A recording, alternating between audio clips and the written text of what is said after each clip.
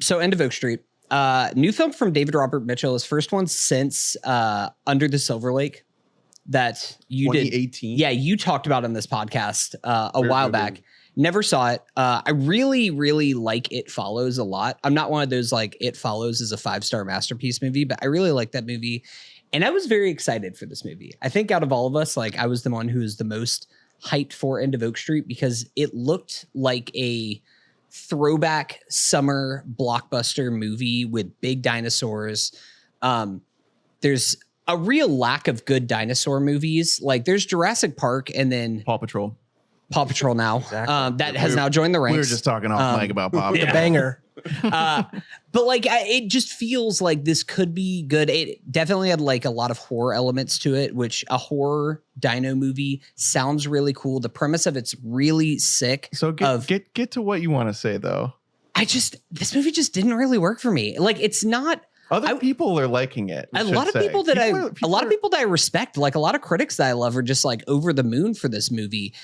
I think that the script is like abominable. It's like a terrible script. And part of it is like the whole like, oh no, just turn your brain off, have fun with the blockbuster. I can do that. But like there's a level to it. Did I thought I did. And I have to agree with Hunter. I thought the movie was really, really bad. Not alone. I think I even wrote in my letterbox review, my pristine letterbox, like I really liked the first 90 seconds of the movie. Like when it's like, like it opens with like this colorful, vibrant community having a block party, and it's like invoking like this 80s score. And I'm like, okay, I'm in. And then like quickly, like that just turned into like annoyance for me. Like it's just constantly trying to be like an 80s Spielberg movie. It wants to give off that Jurassic Park vibe, or that's 90s, but Spielberg. To try hard. Yeah, no, exactly. And it never really worked for me. I think for the most part, it just I was like not really into the movie. So I don't know if you ran into the same problem for me, but because I can look past like some of the bad writing if it's like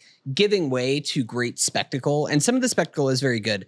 The melodrama, the family melodrama in this movie is terrible. So if people don't know, it is Anne Hathaway and Ewan McGregor are the co-leads.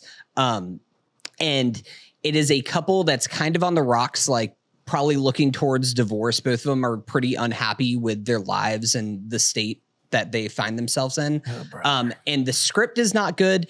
And I think Ewan is like pretty bad in this movie. Okay. And I have time for Ewan McGregor and things. Like, I'm a little bit of a defender of him sometimes. When's the last time he was good?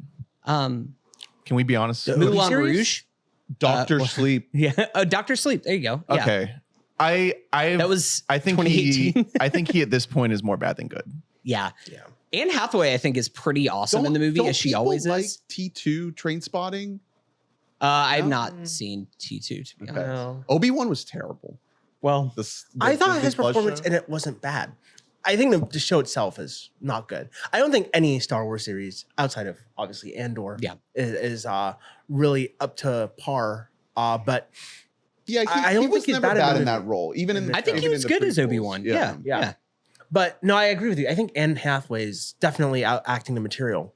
Comparatively to everyone else, like when the kid bully like comes up to him in the middle of the movie. Sorry, can we talk about spoilers now? I think we can kind of talk a little bit about some like things. I'm like, dude, there's a fucking like dinosaur apocalypse happening. What are you doing? I was gonna say, like, is this it one so of those stupid. things where you're like, are you guys kidding me right now? So there is spoilers for End of Oak Street, and I'm sorry, I'm gonna spoil this movie for you guys and skip ahead like 45 seconds if you don't want this movie spoiled for you. Ewan McGregor gets eaten by a dinosaur. And they like, but that's Obi-Wan Kenobi. And like, honestly, a scene that's pretty sick. Like I kind of like laughed whenever it was happening. Cause I was like, cool, somebody in this family needs to fucking die by these dinosaurs. And he gets eaten. That scene is really cool. And then they just like go back to their house and they're sad for like 4 minutes. And there's like a montage of them being sad and like looking at photos of Papa. And I was like, what the fuck is this? Like we just killed any momentum that this movie had. Yeah. That was a tight 45 seconds. I got to applaud you for that. Thank you. Let's keep an eye on it. And we're back. No, it's, I don't know. Like there's definitely parts of this movie that are enjoyable. I think that some of the horror stuff is really cool. There's a giant snake in this movie, like prehistoric snake. That stuff is pretty cool. I heard they got feathers on them dinos. Yeah, the dinos are anatomically correct, which I appreciate. Take that, Steve. I actually think the dinos looked pretty good for the most part. I was into it. There's a good mix of practical and visual effects in most of the sequences. I don't want to say all the sequences because some of them don't look as great as others. Namely, again, we talked about it off mic, but they CGI a dog in this movie, and we have to stop this. Like, everybody just like turned their head during Superman last year and we're like, oh, but the dog is cute. The dog isn't real. We need to stop letting people get away with it. Dog actors are actors too, and we need to give them movie roles. They just announced that in the new Air Bud movie, it's all real. Yeah. It's going to be all real. Zero, not even any CG. Are we called And wild? they're killing dogs. There's dog euthanasia. Yeah. What'd you say? Are we called the wild heads on the pod? The Harrison Ford dog movie. From No, 2021? haven't seen. What is Yeah. Wild? Call of the Wild? No, Call of the Wild. Oh, Call of the Wild. Yes, I remember this movie the now. fully CGI dog. You know, I think that you had to be 55 and up to buy a ticket to this movie when it came out, so I think I missed it. No, but like for $85 million budget, the CGI on the dinosaurs especially, they don't look awful. Like, you know, comparatively to like a $250 Marvel movie, like it looks fine. I don't know, for more or less, the movie just doesn't really work for me. Yeah. For me, it's like a very solid 2.5 stars. Yeah. Like, I'm like, I didn't think it was abysmal. Brutal. I just thought it was pretty middling, like across the board. I am still curious. I'll probably check it out on an airplane. I think Deal. you could check it out on an airplane. Yeah. What is its box office? It's doing like okay, isn't it? It's at what? No, it's not. well, no, I meant international. Okay, no, it's at 60 mil worldwide right now, which is not great It does against bump- its 80 to 92. It does budget. bum me out because I would love to hear that every original movie is good and worth. Yeah, like especially that's a bummer. A movie like this that's in that like It's a fully original story. high middle tier or high middle budget movie. Like it's in the 80-ish million, completely original story. And the story, the premise is good.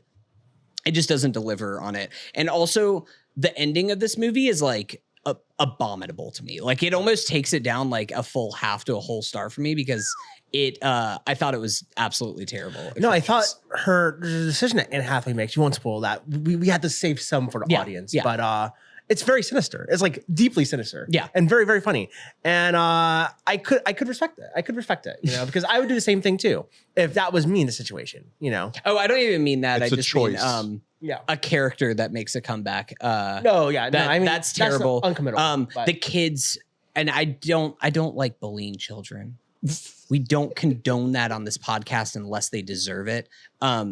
Some of these kids, they cannot act. There's an introduction of like a neighborhood girl that enters the fold, and she definitely originally had more lines and was more of a pivotal part to the story. And that felt like a classic, like, oh, this girl doesn't got it. We gotta just cut her lines. Because then she's just like tagging along in the background of scenes, and it's like, what? Why are you here again? Like, what are you doing here? So I saw it it. was a disappointment. I saw a clip on Twitter of two dinosaurs having sex. That's Really? part of real? the movie. Yeah. All right, I'm gonna see this movie. Yeah. It's Yeah, like that scene in It was on Pornhub, Adam right? Sandler comedy Blended, where the rhinos have sex from behind. Yeah. But it was like with dinosaurs. And so like rhinos in Africa. Oh, okay. I was like, hell yeah, dude. I love when animals have sex in movies. Yeah. You know? And Pro animal sex. speak on that. Yeah. 5 stars. One of the best parts of the movie. That's a good arbitrary rule of if you see two animals having sex in a movie, it's automatically a 5-star movie on Letterboxd. Exactly.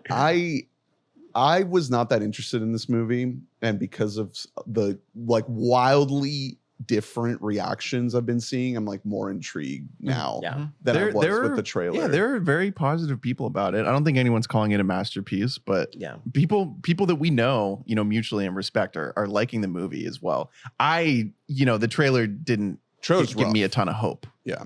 Like I'm not going to watch the movie. I didn't mind the trailer. I did feel bad because it's one of the classic things where like I'm getting out of the movie and I was like, that wasn't very good. And Gaia saw it with me and we were both just like, that was not a very good movie. But then like we see our friends of the show, Adam Sidorius and Adam Donato, and they're just like beaming. They're just like, this is everything that I wanted. Adam was just like, this is one of the best movies of the year Oh my God. off rip. And I was like, okay. And do Yeah. you think you were swayed at all by the circumstances of the screening?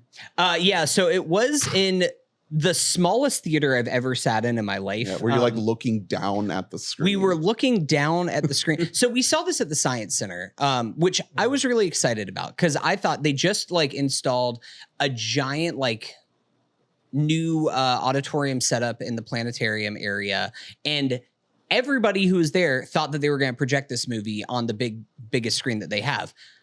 I don't know if they ran into technical difficulties or there was just wires got crossed somewhere, but instead we were in the children's theater, which is literally a theater where like they put on like plays performed by small children. Cool. So all of the seats are narrower than this chair that I'm sitting in now, cramped together, and we had to look down at the movie theater screen. So maybe you were just Mr. Yeah. Cranky. Yeah. You're upset. Yeah. Did you learn about dinosaurs? Well, actually, you know what? I did a little bit because before the movie started, we got to go in early and just explore the dino exhibit. Oh and wait, that did was he kinda actually? fun. Yeah. Oh, that's so cool. So that was cool, at least. 5 stars. So go to your local science center instead of seeing this movie. Oh yeah. Is what I would plug. Support your local like science museum. and if you ask nicely, they museums. will show them fucking at the science Yeah, center. exactly. It's nature. You might just have to watch like Brenda and Devin getting it on the closet, in like the hall closet, but you know it'll be Dressed as something. dinosaurs. Yeah. That's hot. Yeah.